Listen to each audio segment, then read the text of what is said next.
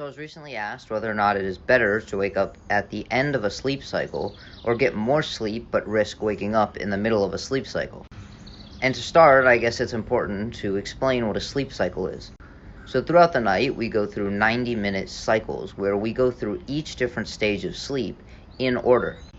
And once again, these occur in about 90-minute cycles, meaning if we get 6 hours of sleep, we'll go through about 4 sleep cycles, and if we get 9 hours of sleep, we'll go through about 6. And these cycles start off in light sleep, which, as the name implies, is the lightest form of sleep. We then transition into deep sleep and then REM sleep.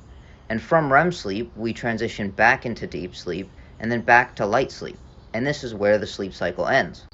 And when you wake up in the middle of the night, it's often in one of these light sleep stages at the end of your 90-minute sleep cycle.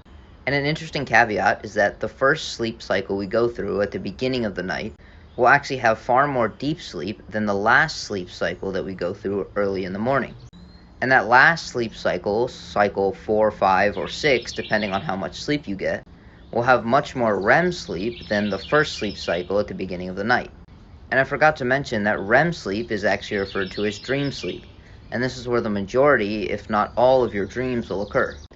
And this is why you'll oftentimes remember the dreams that you have very close to waking up in the morning, because you'll get more REM sleep in the later portions of the night earlier in the morning. And one important thing to know is what's referred to as sleep inertia. Sleep inertia is the buildup of both physical and chemical processes that take you deeper and deeper into sleep. And sleep inertia builds as we transition between light sleep to deep sleep, and builds greater as we transition between deep sleep and REM sleep. And sleep inertia is greatest during REM sleep. And as we transition back into deep sleep and then back into light sleep, this sleep inertia is reduced. And this sleep inertia can be thought of as your sleep drive. When we wake up in the middle of the night, it is typically during this light sleep that occurs at the end of each sleep cycle. And this is why we oftentimes feel more energetic than we would predict, given that we haven't fully completed our night of sleep when we wake up in the middle of the night. And this is because it's far easier to transition between sleep and wakefulness when we do it at the end of a sleep cycle. But when we wake up to an alarm clock in the middle of a sleep cycle, specifically during REM sleep, we haven't completed the cycle in order to downregulate this sleep inertia. Therefore, when this occurs, we'll typically feel much more groggy than we would have if we had woken up during light sleep. Typically, it's extremely difficult to wake someone out of REM sleep unless there's a loud noise, such as an alarm clock. So naturally, we'll typically only wake up in response to being in a light sleep stage. And now oftentimes, people may wake up about 30 minutes before their alarm clock in this light sleep stage. This is because people oftentimes shoot for 8 hours of sleep, but because these sleep cycles occur in 90-minute blocks, you'll actually finish a sleep cycle around 7.5 hours in. So you may wake up 20 to 30 minutes before your alarm clock if you're trying to get 8 hours of sleep. And personally, I take advantage of this.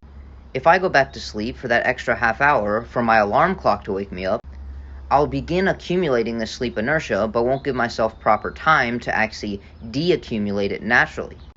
And for the first hour of the day, I may feel slightly groggy as I'm kind of shaking off this extra sleep inertia that wouldn't have occurred if I had woken up at the end of a sleep cycle.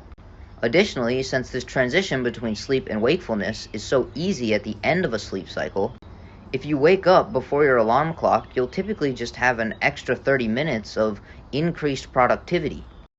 Additionally, a lot of times when people wake up in the middle of a dream or the middle of a sleep cycle, because they feel groggy, they'll turn to drinking extra caffeine.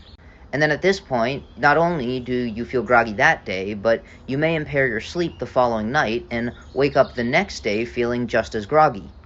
So in my opinion, as long as you're getting sufficient sleep, such as sacrificing the extra half an hour and only taking 7.5 hours of sleep, if you wake up before your alarm clock, I think you have two different options not to feel groggy.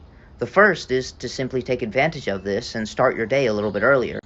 And the other is to give yourself sufficient time to go through another 90-minute sleep cycle.